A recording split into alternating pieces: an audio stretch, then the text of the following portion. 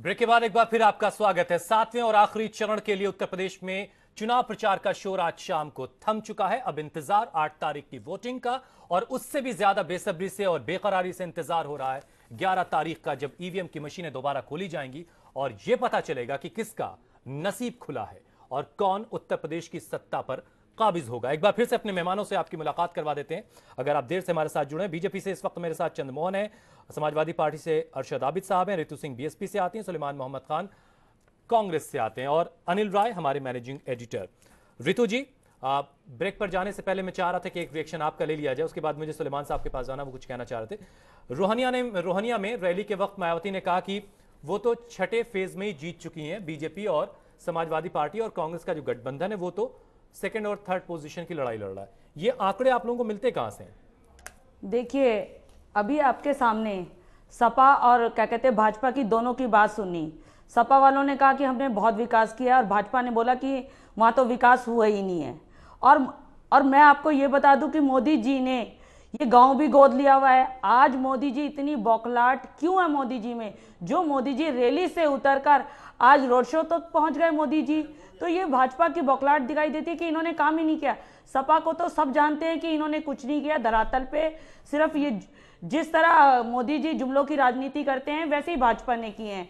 अगर सपा ने अगर कुछ काम किया था तो इन्हें गठबंधन की जरूरत नहीं पड़ती। और भाजपा का हालात आपने देखी है, वहां पानी तक पीने के लिए नहीं है, साफ पानी नहीं है। और क्या कहते हैं व्यवसाय देख लीजिए उनका। और मोदी जी कल भी देश के प्रधानमंत्री होके ये बोल रहे थे कि देखो नेता चोर हैं, देखो क्या कहते हैं बाबू चोर हैं, तो वो सरकारी डिपार्टमेंट को चोर बता रहे थे।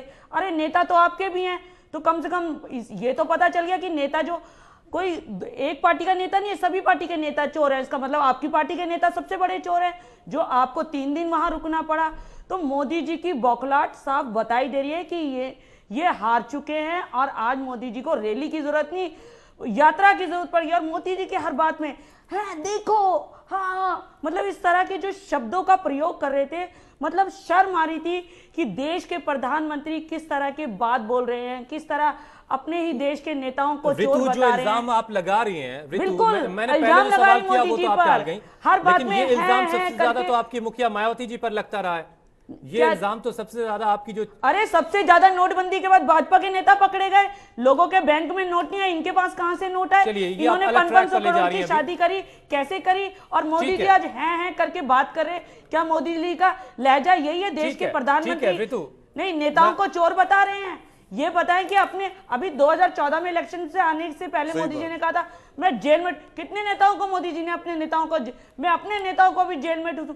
तो मुझे बताएं मोदी जी ने कितनी पार्टियों के और कितने नेताओं को जेल में ठूस दिया? तो मोदी जी सिर्फ जुमलों की राजनीति करते हैं और मोदी जी अच्छी तरह समझ चुके। नहीं, आप पूरी बात सुनिए, पूरी बात हो गई आपकी। बीजेपी अगर बीएसपी का कोई बोलता है बीजेपी के बारे में कोई सुनना ही नहीं पसंद करता है कि मोदी जी की हालत आज क्या है। 3 दिन मोदी जी को रुकने की जरूरत नहीं पड़ती, मोदी जी को रोड शो करने की आपको क्या परेशानी हो रही? 3 दिन रहे वो 13 दिन रहे? नहीं, 13 दिन रहे, 3 दिन है। जिस तरह मोदी जी की हालत है, जिस तरह मंचों से लोग हंसी उड़ा रहे हैं, पूरे देश के लोग उनकी हंसी उड़ा रहे हैं। ठीक है ना, नतीजों में पता चल जाएगा किसकी हंसी उड़ रही है और किसकी हंसी गायब हो रही है। प्रधानमंत्री का, देश के प्रधानमंत्री, ना कि बीजेपी की। सुलेमान कुछ कहना चाह रहे हैं, प्लीज अपनी बात रखें जरा। सिर्फ वो ऐड कर रहे हैं और कुछ नहीं कर रहे हैं। जुमलों की राजनीति पहले ही कह चुके। रितु जी मैं अपनी बात कह लूं जरा। देखिए हुसैन साहब, आप कह रहे थे कि हम अपनी अलायंस की या हमारी जो कैंपेन है उसमें आप अपनी उपलब्धियां नहीं बता रहे हैं। देखिए ये बात तो सब पार्टियों के लोग कहते हैं कि अगर यूपी में विकास हुआ तो या सन 84 से 89 तक जो एनडी तिवारी की सरकार थी उसमें हुआ, या इस अखिलेश यादव की सरकार में विकास हुआ। ये 2 सरकारें ऐसी हैं जिसमें यूपी का बहुत विकास हुआ। और अगर आपको अखिलेश यादव जी के इस सरकार की उपलब्धि गिनाऊं तो देखिए, शायद आपको याद नहीं है, रितु जी मेरी बात तो सुनिए। आप कह लेना भैया, आप कह लेना, आप अपनी बात कह लेना, मुझे अपनी बात कहने। जो पेंशन की बात थी ना, जो क्या कहते हैं वृद्ध रितु जी आप अपनी बात कह लीजिएगा, महिला की पेंशन, विकलांग पेंशन, थोड़ा सा वक्त दे दिए, फिर आप कहना अपनी बात। आप तो 27 साल मेरी आपसे रिक्वेस्ट है रितु जी, प्लीज मुझे अपनी बात कहने दीजिए। उन्हें आपकी जरूरत थी और आपको उनकी जरूरत थी। चलिए ठीक है रितु, आपकी बात पूरी हो गई। सुलेमान आप अपनी बात रखिए। हो गया आपका? अभी और आपको टाइम चाहिए और कह लें। सुलेमान प्लीज और कह लें, अगर रितु जी को और टाइम चाहिए और मेरी है, मैं नहीं बोलूंगा, मैं चले ही जाता हूं उठ के। सुलेमान चलिए अपनी बात रखिए। आप उनसे क्यों इंटरेक्ट हो रहे हैं? आप मुझसे बात कीजिए ना, दर्शक आपको सुन रहे हैं। मैंने तो जबकि कांग्रेस के बारे में कुछ कहा ही हुसैन नहीं साहब था। इंटरजेक्ट कर मतलब दिया ना, आप आपका डर क्यों जो रहे आपको हैं? कहना आप होता है वो तो खत्म हो बारे में जाता है। कहा। ऋतु, अब आप चुप हो जाएं ताकि अगला This is आदमी no- अपनी बात रख सके। हाँ सुलेमान। हुसैन साहब मैं सिर्फ इतना कहना चाह रहा था कि विकास अगर हुआ तो एनडी तिवारी जी की सरकार में हुआ या अखिलेश यादव जी की सरकार में हुआ। एक्सप्रेसवे हमने देखे, मेट्रो हमने देखी, लैपटॉप्स नौजवानों को दिए गए, बुजुर्गों को पेंशन दी गई, कन्या विद्या धन दिया गया, और स्वास्थ्य के लिए एम्बुलेंसेज इतनी हो गई यूपी में, 100 नंबर की पुलिस की गाड़ियां हो गई, इतनी जब कभी नहीं हुई। तो ये सब विकास है। अखिलेश ये यादव जी ने तो गठबंधन के कई बाद कई हुआ बार है कि कहा उससे मोदी पहले जी भी से नहीं था। कि आप नहीं, वन ऑन वन बहस कर ये लें, डिबेट कर गठबंधन लें। के बाद हुआ है कि उससे पहले था? हुसैन साहब मैं दो बातें कहना चाहता हूं, अगर मुझे इंटरजेक्ट नहीं करें प्लीज, मैं प्लीज इंटरजेक्ट नहीं करें अगर तो। नहीं तो अखिलेश यादव जी ने तो कई बार कहा मोदी जी से मेरा इसी सवाल चुनाव जोड़ में लीजिए ना कि वन ऑन वन डिबेट कर लें। सुलेमान, ये सारी खूबियां सरकार में यूपी की आपको गठबंधन के बाद नजर आ रही है या गठबंधन से पहले भी थी? इसका भी जवाब दूंगा मैं। मुझे मालूम था ये सवाल आप 27 साल यूपी बिहार वाला पूछेंगे, तो मैं पहले अपनी बात पूरी कर लूं। सर मैं सिर्फ इतना कहना चाह रहा हूं कि ये अखिलेश यादव जी ने कई बार कहा कि मोदी जी से कि विकास पे हमसे बहस कर लें, वन ऑन वन बहस कर लें, क्योंकि नुक्कड़ के नेता तो वो हो ही गए। इससे पहले उन्होंने और रिस्पेक्टफुली उनसे कहा था कि वन ऑन वन सामने सबके बहस कर लें, लेकिन एक बार भी नहीं आए, विकास पे मुद्दे पे बात नहीं करी। आपने शुरू क्या करा? कब्रस्तान, शमशान, बिजली, हिंदू बिजली, मुसलमान बिजली, और एक शेर याद आ गया कि ये देख के पतंगे हैरान हो गई कि अब छतें भी हिंदू मुसलमान हो गई। इस तरह से मोदी जी ने चुनाव लड़ा, और अब ये हाल है कि प्रधानमंत्री होके आप पूछ रहे थे परेशानी क्या है। हमें परेशानी यह है कि मुल्क का इतना बड़ा प्रधानमंत्री जिसके पास इतनी रिसोर्सेज हैं, इतने एमपी हैं, इतना ताकतवर नेता, उसको दर दर की ठोकरें खाना पड़ गई। जैसे सभासद के लिए कैंपेन कर रहे हैं और गली गली वो सड़कें नापते फिर रहे हैं, तो ये बड़ी बात है। तो इसलिए मोदी जी को अगर विकास पे बहस करना थी तो अखिलेश यादव जी से करते, कांग्रेस पार्टी के लोगों से करते, नहीं उन्होंने उस पर बहस करी, क्योंकि विकास उन्होंने मुद्दा खत्म ही कर दिया। जवाब आप दे दें। और झूठ की हालत यह है कि मणिपुर में जाके, हुसैन साहब मणिपुर में जाके उन्होंने क्या कहा? राहुल जी ने कहा कि पाइनएप्पल का जूस, अनानास का जूस, उन्होंने क्या कहा कि नारियल का। हुसैन साहब एक बात तो कह लूं भाई, आप मुझे रोक क्यों रहे? नहीं, ये मैं आपके अगर चुनाव नारियल प्रचार का मंच जूस नहीं कहता हूं तो आप रोकते क्यों हैं? नहीं, मैं आपसे ये कह रहा हूं, नारियल का जूस नहीं होता है। नहीं, मैं आपसे ये कह रहा हूं आप अजीब बात सुलेमान, करते हैं। नहीं, ये आपके चुनाव प्रचार का मंच नहीं है प्लेटफॉर्म। मैं आपसे जो सवाल कर रहा हूं उसका जवाब आप नहीं दे, ये आपकी मर्जी है, लेकिन मैं आपसे जो सवाल पूछ रहा हूं आपके मन से हम अपनी बात कहते हैं। आप ये बताइए कि गठबंधन के बाद ये सारी खूबियां आपको दिखी इधर उससे उधर पहले की दिखती थी? चुनाव, इस चुनाव की रैली है। अगर हुसैन साहब ये बात मणिपुर में बोली गई है, वो यूपी में भी असरअंदाज होती है, क्योंकि मुल्क का प्रधानमंत्री बोलता है बात। आप कैसे कह सकते हैं? कांग्रेस 27 साल से बाहर है, इन्हें फार्मूला नंबर 1 भी नहीं अनिल राय पता, साहब, ताज एक्सप्रेस भी ये नहीं पता, सारी ये कुछ चीजें नहीं जो पता। है, ये सिर्फ अभी बहुत अखिलेश सारी जी को बातें देख जो रहे हैं हैं। वो प्रधानमंत्री के बयान के तरीकों पर, उनकी शैली पर, उनके बातचीत में इस्तेमाल होने वाले लफ्जों पर हो रही है। ये कितना जायज लग रहा है और क्या आपको इसमें किस तरह की चीजें दिख रही हैं?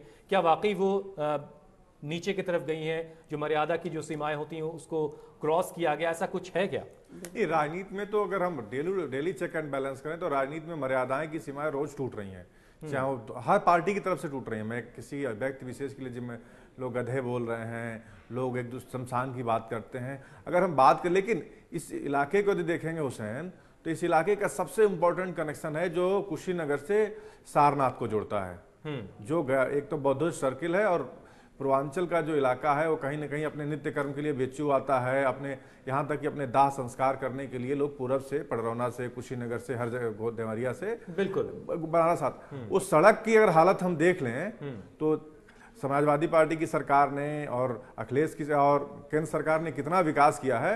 सिर्फ आप गोरखपुर से लेके और बनारस तक की एक यात्रा कर लीजिए, विकास के सारे पैमाने वहां दिख जाएंगे। सारे पार्टी के नेता यहाँ पे बैठे हुए, मैं खुद अभी उस क्षेत्र से घूम के आया हूँ। विकास देखने की जरूरत ही नहीं है। जी, वो स्टेट हाईवे या एनएच है? एनएच है, वो एनएच है। और लगातार गडकरी जी बड़े बड़े दावे कर रहे हैं। चंद्रमोहन साहब से ले लेते हैं। दूसरा एक और सवाल मैं ऐड करूंगा, स्टेट की बनारस एयरपोर्ट उत्तर प्रदेश का सबसे इंपॉर्टेंट एयरपोर्ट है, इंटरनेशनल एयरपोर्ट है लखनऊ के बाद। एयरपोर्ट से दिल्ली से एयरपोर्ट पहुंचना, बनारस पहुंचना 1.5 घंटे, लेकिन एयरपोर्ट से बनारस शहर में पहुंचना 2.5 घंटे। और उस शहर बनारस का दुर्भाग्य है कि चाहे आपको गाजीपुर जाना हो, बलिया जाना हो, सोनभद्र जाना हो, चंदौली जाना हो, मिर्जापुर जाना हो, भदोही जाना है, जितने जिले हैं, सब में आपको उस एयरपोर्ट से बनारस शहर आना पड़ता है और शहर पार करके जाना पड़ता है। मतलब आप अगर यहाँ से दिल्ली से चलते हैं और आपको भदोही जाना है या मिर्जापुर जाना है तो 10 घंटे लगते हैं। अगर आप बाय रोड चलते हो तो शायद इतनी जल्दी पहुंच जाओ। यानी अब तक कोई बाईपास का इंतजाम नहीं किया गया। सबसे पहले चंद्रमोहन साहब आप इस पर जवाब दे दें, एनएच वाली बात पर आप, और अरशद आबिद साहब से मैं स्टेट जो रोड है उसकी बात पर जवाब ले लूंगा। आखिर ये सारी कमियां अब तक हैं, कहां पर विकास हो रहा है भाई, नजर क्यों नहीं आ रहा है? देख जी जी हुसैन जी जो अनिल जी ने जो बात कही, जो अनिल जी ने जो समस्या बताई वो समस्या बिल्कुल जायज़ है। देखिए एनएच बनाने का काम और एनएच पर काम करने का काम हम लगातार कर रहे हैं, तमाम सारे प्रोजेक्ट्स लेके आए हैं। अनिल जी को याद होगा, आप नोएडा में बैठते होंगे कि नोएडा में मेरठ और दिल्ली जो सुपर एक्सप्रेस बनना है उसका उद्घाटन समारोह था, लेकिन अखिलेश यादव जी ने उसके शिलान्यास समारोह में जाने की कोई जरूरत नहीं की। नोएडा आते नहीं, किसी कार्यक्रम में नहीं आते। जहां तक मैं आपको आंकड़ा सहित बता दूं, 630 करोड़ रुपए की लागत से नहीं आप सुन लीजिए, आप देखिए बीच में कोई फायदा नहीं है। 630 करोड़ रुपए की लागत से 17 किलोमीटर लंबा 4 लेन बनने की तैयारी हो रही है, जो फ्लाईओवर बनेगा। रिंग रोड 270 करोड़ रुपए की लागत से बनना है।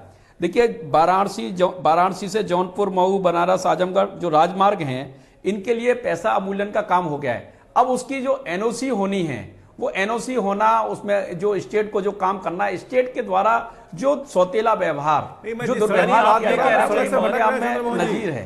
और जहां तक आप कहेंगे पूरे बनारस को केंद्र बनाकर चुनाव वहीं पे है। चंद्रमोहन आप ये कह रहे हैं कि आप जो कहेंगे वो एकदम सटीक है। हम अगर कोई बात कहेंगे, आप हमारे ऊपर आरोप लगाएंगे, हम उनको स्वीकार करने के लिए बैठे हैं क्या? आप बताएंगे कि बहस से कौन भटक रहा है? आपने क्या किया है बताएंगे? अरे आप चुप रहिए, आप अपना पर्स संभालिए, आप ऋतु जी अपना पर्स संभालिए, आप अपने पर्स को पकड़ के रखिए और उसका हिसाब लेगी जनता आपसे। आप केवल पर्स संभाल के रखिए। आप कहीं चर्चा में नहीं है, आपके कोई मुद्दे नहीं है, आपका एकमात्र घोषणा पत्र है, उसका नाम है मुख्तार अंसारी। आप माफियाओं के भरोसे हैं, आप माफियाओं के भरोसे हैं, काले कारोबारियों के भरोसे हैं। आप पर कुछ बोलने को नहीं है। चलिए ऐसे बात नहीं हो सकती है। और चंद्रमोहन जी, अगर आप डिबेट की दिशा इधर से उधर ले जाएंगे तो आपसे कहा जाएगा कि आप डिबेट की दिशा इधर से उधर ले जा रहे हैं। आप चर्चा में बैठे ना बैठे, इससे कोई फर्क नहीं पड़ता है। धोखा देने का काम चलिए, आप फिजूल की बातें करती हैं। बसपा के पास आज कुछ नहीं बचा चंद्रमोहन जी, है। आज मायावती जी के पास में कोई स्थान नहीं मिला, किसी ने आज रैली करने से मना कर दिया। आज मायावती जी को चुनाव के अंतिम दिन अरशद आबिद की जगह नहीं मिली। अरशद आबिद साहब, ये इल्जाम जो है चंद्रमोहन साहब का, भाई ऑडियो डाउन किया जाए। अरशद आबिद साहब, ये इल्जाम जो है प्रधानमंत्री भी लगा रहे थे कि जो विकास के काम से, अरशद साहब करा दीजिए, मुझे सुनिए जरा, आप उनका शोर आप तक नहीं पहुंचेगा। ये इल्जाम पीएम साहब भी लगा रहे थे, बनारस से भी ये कई बार उनकी तरफ से कहा गया कि जो विकास वो करना चाहते हैं उत्तर प्रदेश का, अखिलेश साहब करने नहीं दे रहे। यही बात अभी चंद्रमोहन भी कह रहे हैं। तो आप उत्तर प्रदेश को विकास से महरूम क्यों रखना चाहते हैं, और इस इल्जाम पर जवाब क्या है आपका?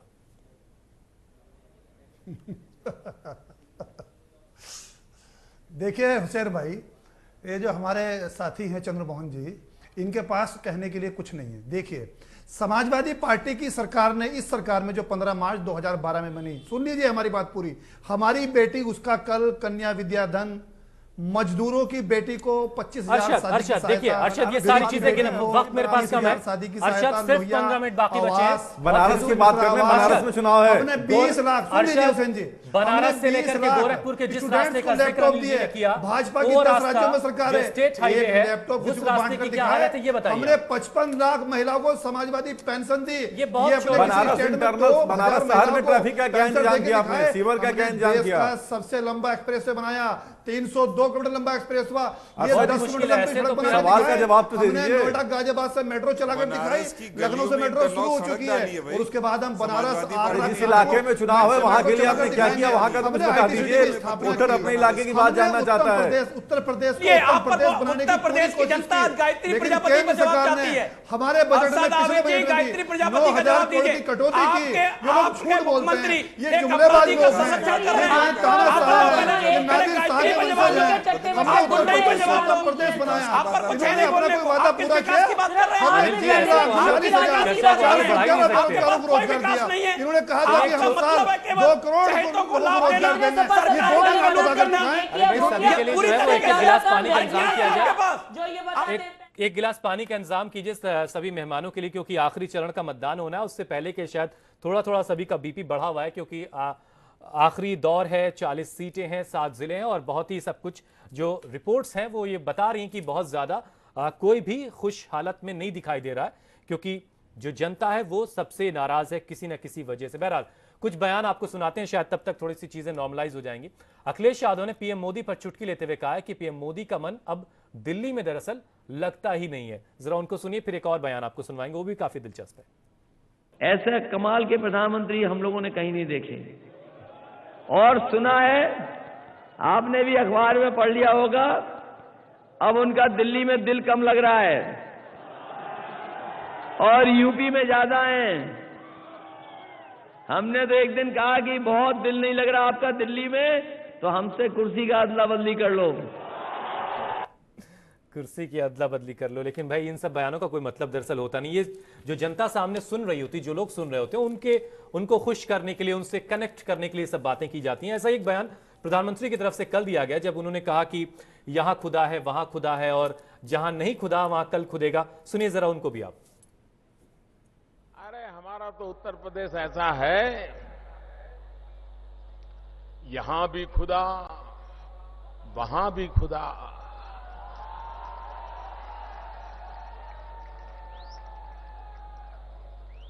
यहां भी खुदा, उधर भी खुदा, जहां नहीं खुदा है वहां कल खुदेगा।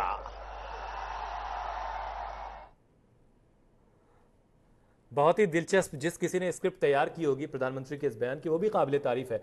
अनिल जी, इस बयान को कैसे देख रहे हैं आप? और इस बयान का एक मतलब ये भी है कि काम हो रहा है उत्तर प्रदेश में, हर तरफ खुदा हुआ है और जहां नहीं खुदा है वहां कल खुदेगा। ये जो बता दो, ये बयान जो है सबसे पहले बीएसएनएल के लिए बनाया गया था। जब यहाँ खुदा और वहां खुदा जो जोक चला था, ये करीब 2 दशक पहले बीएसएनएल के लोग काम करते थे और जहां मर्जी वहां खोद के चले जाते थे। तब इस तरह का एक जोक बना था, जिसने भी उठाया उसको वहीं से उठाया है। जिस इलाके की बात कर रहे हैं प्रधानमंत्री जी, जहां चुनाव है, मैं सारे लोगों से उस इलाके के बारे में बात करना चाह रहा था, लेकिन कोई पॉलिटिकल पार्टी उस पर्टिकुलर इलाके के बारे में बात नहीं करना चाहती। वो इलाका उत्तर प्रदेश का, अगर हम छठे फेज से थोड़ा कम पिछड़ा हुआ है, वहां नक्सलवाद सबसे बड़ी समस्या है। मिर्जापुर और सोनभद्र में अभी भी एसपी नक्सल हैं, 19 थाना क्षेत्र हैं, उसमें भी नक्सल प्रभावित इलाके हैं। गृह मंत्री उसी इलाके से आते हैं, देश के राजनाथ सिंह जी, भले वो लोकसभा से सांसद हों, लेकिन उनका जो पैतृक निवास है वहां से आते हैं। नक्सलवाद पे किसी ने बात नहीं की कि नक्सल लोगों के लिए कैसे वो मेन धारा में शामिल किया जाएगा। मैंने सारे नेताओं के भाषण सुने, मैं खुद गया भी, किसी ने नक्सलवाद की बात नहीं की। वहां की लोकल समस्याओं पर किसी ने बात नहीं की कि हम उद्योग, वहाँ को पर्यटन की इतनी संभावनाएं हैं, पर्यटन को कैसे विकसित करेंगे, वहाँ हम लोगों को कैसे ले आएंगे। वहाँ धार्मिक पर्यटन के को जो देश में, दुनिया के अगर हम देखें पर्यटनों की संख्या, तो 30% से ज़्यादा लोग धार्मिक पर्यटन पे जाते हैं। और बनारस जो है, बनारस हिंदू धर्म के साथ साथ बौद्ध धर्म का इतना बड़ा पर्यटक स्थल है, उसकी कोई बात नहीं कर रहा है। सिर्फ बात हो रहा है हिंदू, मुसलमान और सिख ईसाई। इस बात से देश की जनता ऊब चुकी है। अब रैलियों में आप देखें तो वही भीड़ सारे लोगों में रहती है। रोड शो से लोग परेशान है, किसी के रोड शो से बहुत वोट नहीं मिलता, लोग खुश, हाउस अरेस्ट टाइप की स्थिति हो जाती है। जो 2-2 दिन रोड से बड़े नेताओं के चल रहे हैं, अगर हुसैन आपके घर के सामने कोई रोड शो करे बड़ा नेता और रोड ब्लॉक कर दिया जाए 3 दिन 4 दिन, और सुबह 6 बजे से 10 बजे तक आपको, तो आप क्या अनुभव करोगे? बिल्कुल। आप ये जो नेता हैं, पॉलिटिकल पार्टी के सारी लीडरशिप है, लोगों के दर्द को समझना ही नहीं चाहते हैं। इनको लगता है, हाँ, और अब तक सफल भी रहे हैं, हिंदू मुस्लिम में बांट के, लफबाजी करके, पुरानी बातें करके, नया एजेंडा ना करके, तो कहीं ना कहीं इस तरह सफल रहे हैं। तो जनता को जागरूक होना पड़ेगा, जनता को समझना पड़ेगा कि जो हमारी चीजों को समझता हो, जो हमारी बात करता हो, जिसको वहां की भौगोलिक स्थिति पता हो, हम उसको वोट दें ताकि वो जाके समाधान कर सके। इन लोगों का जो है नकेल जनता ही कर सकती है। हम मुद्दों को जनता तक पहुंचा सकते हैं और जनता को जागरूक कर सकते हैं। और इसीलिए मैंने बार ये बात कही है कि हमारे देश की आवाम को, जनता को, अपने नेताओं से ये कहना होगा कि हमें सिर्फ इंफ्रास्ट्रक्चर दीजिए, हमें अच्छी एजुकेशन दीजिए, हमें आपके लुभावने वादों की जरूरत नहीं, हमें बिल नहीं माफ करवाना, हमें आपके लैपटॉप नहीं चाहिए, हमें आपका घी नहीं चाहिए। जब हम इस लायक होंगे तो अपने बच्चों के लिए सारे इंतजाम खुद कर सकेंगे। अरशद आबिद साहब, अगर पॉइंट टू पॉइंट आप जवाब दे सकें, जिन इलाकों का जिक्र अभी अनिल राय जी कर रहे थे, वो सारे जो कोर इश्यूज हैं उन पर बात क्यों नहीं हो रही है और उनसे क्यों लोगों को भटका करके सिर्फ दूसरी चीजों में उलझाया जा रहा है? आप पॉइंट पे रह पाए तभी बात हो पाएगी।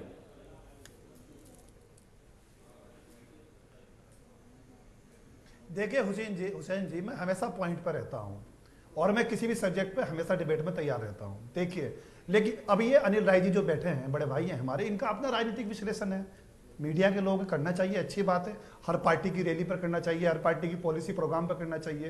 पूर्वांचल के लिए जितना समाजवादी पार्टी ने किया, पूर्वांचल में किसानों की समस्या, मजदूरों की समस्या, महिलाओं की समस्या, सब समस्याएं जो है लगभग दूर कर दी गई हैं। समाजवादी पेंशन योजना पूर्वांचल को छोड़कर नहीं है, वो भी पूर्वांचल में है। 55 लाख के लिए आपने क्या किया, बनारस के पर्यटन के लिए क्या किया?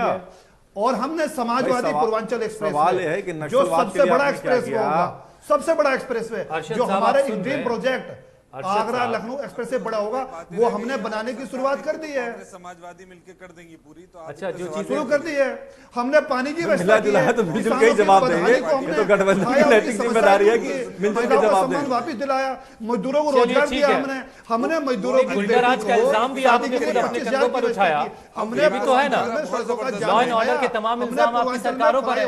जाल बिछाया, जरूरी हमने पूर्वांचल के गांवों को आ रहा हूं सुलेमान, बस एक मिनट का मुझे वक्त दे। सुलेमान, एक मिनट आपके पास आ रहा हूं। अर्शद, आपकी बात अगर पूरी हो गई, एक लोगों को व्यवसाय दिया है, एक लोगों को नौकरी दी है, ऋतु, सिर्फ यादवों को और किसी को ऋतु, नहीं एक दिया। फाइनल कमेंट मुझे आपका चाहिए, वक्त खत्म हो रहा है। ऋतु प्लीज, अर्शद बात आपकी पूरी हो गई है, सवाल करता हूं। ठीक है अर्शद, टाइम खत्म हो रहा है, जरा अर्शद, 25 लोग हैं, 25 लोग साहब, और मेरा 3 करोड़ 75 लाख रुपए जो प्रधान। अर्शद साहब, वक्त खत्म हो रहा, प्लीज अब माफी चाहता हूं। ऋतु प्लीज अपनी बात रखें, आप एक फाइनल कमेंट दें आखिरी फेज को लेकर के, फिर उसके बाद मैं सुलेमान से। वाकई लोगों को कम से कम अब उन लोगों को चुनना चाहिए जो धरातल पे वहां खड़े हैं, वहां रहते हैं और काम करना चाहते हैं, क्योंकि वहां की समस्या वाकई जो बाहर से लोग आते हैं, किसी भी पार्टी के हों, चाहे वो कांग्रेस के हों, चाहे बीजेपी के हों, चाहे बीएसपी के हों, और जो उन लोगों को समझे, उन लोगों के बारे में समझे, क्योंकि वहां पर विकास हो ही नहीं रहा है।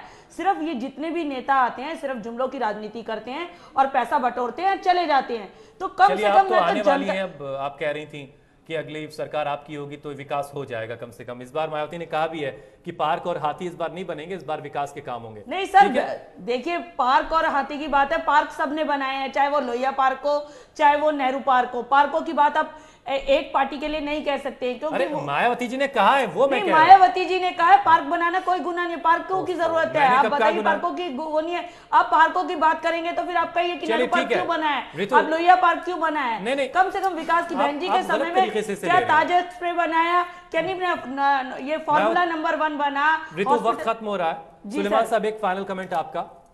अब तो गठबंधन है, समाजवादी पार्टी बहुत अच्छी है, समाज पार्टी की सरकार बनेगी, वाकई विकास जैसे पहले दिखाई देता है। कमियां रह गई हैं सुलेमान, बहुत कुछ अच्छे हालात इस वक्त उत्तर प्रदेश में, ना कोई लॉ एंड ऑर्डर की सिचुएशन खराब है, ना ही महिलाओं के हकूक के लेकर कोई मसला है, एजुकेशन भी बहुत अच्छी है। लेकिन अब गठबंधन की सरकार आएगी तो जो मसले बाकी वो सब हल हो जाएंगे। Law and order Uttar Pradesh का बहुत अच्छा है सुलेमान। सारे अरे आबिद भाई रुक तो जाइए। सारे मसले जो विकास बचा है, अब सरकार आएगी, कांग्रेस और समाजवादी एक साथ विकास करेंगे और उत्तर प्रदेश मुल्क का सबसे अच्छा प्रदेश हो जाएगा। मैं सिर्फ इतना कहना चाहता हूं हुसैन भाई, चुनाव होता बहुत अच्छा होता कि अगर विकास के मुद्दों पे बहस होती और हम ये बताते कि हमने ये किया है, और बीजेपी और बसपा वाले या खासतौर पर इस टाइम बीजेपी केंद्र में ये बताते मोदी जी हमने ये किया है, लेकिन मोदी जी ने ऐसा नहीं किया। और उनके लिए मैं फिर से वही शेर कहूंगा कि ये देख के पतंगे भी हैरान हो गई। बार बार शेर वही कहिएगा तो लोग बोर होंगे आपसे।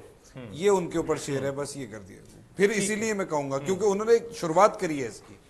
ठीक है, ठीक है अनिल जी, आपसे इस शो को खत्म करता हूं। इन तमाम सारी चीजों के अलावा सरकारें तो ऐसे 3 बन जाएंगी, गठबंधन की भी बनेगी, बीजेपी की भी बन जाएगी और मायावती भी बना ही रही हैं। लेकिन ये जो इलाका है जहां पर आज चुनाव प्रचार का शोर थमा है, यहां पर बिहार भी काफी असर रखता है। पूर्वांचल का पूरा इलाका बिहार का काफी दबदबा है और लालू यादव कई इलाकों में घूम करके चुनाव प्रचार भी कर रहे हैं। वहां का कैसा असर देख रहे हैं आप और क्या कनेक्शन है, कितना उसका असर रहेगा? बिहार का काफी कनेक्शन है यहाँ पे। बिहार का जो कि अब 3-4 जिले ज्वाइनिंग बिहार के हैं, लालू यादव के प्रचार का बहुत असर नहीं पड़ेगा, क्योंकि अगर हम देखिए चुनाव को कहीं ना कहीं अगर हम डीपली जाएंगे, मैं उस इलाके को घूम के आया हूँ, तो जातिगत ही चुनाव बहुत हद तक उत्तर प्रदेश में हो रहा है। अगर नीतीश कुमार इस गठबंधन के पक्ष में प्रचार करते, क्योंकि मोस्टली जो यादव वोटर है वो समाजवादी पार्टी के साथ है। ओबीसी में जो नीतीश कुमार का कुर्मी वोटर है बहुत हद तक इस समय भारतीय जनता पार्टी के साथ मुझे दिख रहा था। हो सकता है मतदान के दिन क्या स्थिति, अगर नीतीश कुमार वहां पे प्रचार करते इस गठबंधन के लिए तो उसका फायदा इसको मिल सकता था।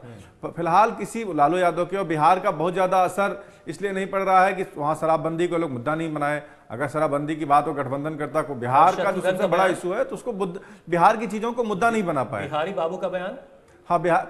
और दूसरी चीजें यहाँ पे सबसे ध्यान रखने वाली बात होगी कि यहाँ मतदाता अभी तक, हमने बहुत सारे चुनाव कवरेज किए हैं, हर चुनाव में हम लोगों ने देखा है कि पोलिंग पार्टियां जो है, पॉलिटिकल पार्टी जब अपना बस्ता लगाती थी तो जनता उस वहां गैदर होती थी और उससे अंदाजा मीडिया को या पार्टी के लोगों को लग जाता था कि हमारी बूथ पे हमारा जो वहाँ पर्ची काटने की जगह है वहाँ ज्यादातर लोग इकट्ठे हैं और ये पार्टी जीत रही है। इस बार चुनाव आयोग ने ऐसी व्यवस्था दी है कि जो बीएलओ घर तक पर्ची देने आता है, घर से आदमी निकलता है और अंदर वोट डालने आता है, किसी पॉलिटिकल पार्टी के बूथ पे खड़ा नहीं हो रहा है।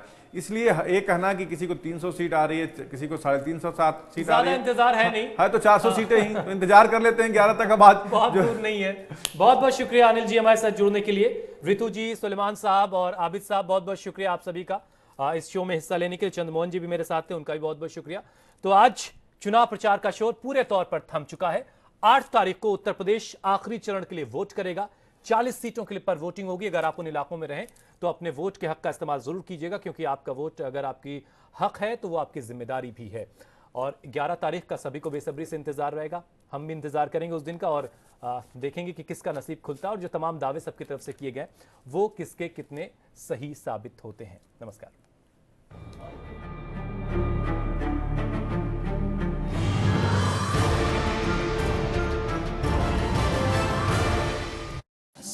मसाले सच सच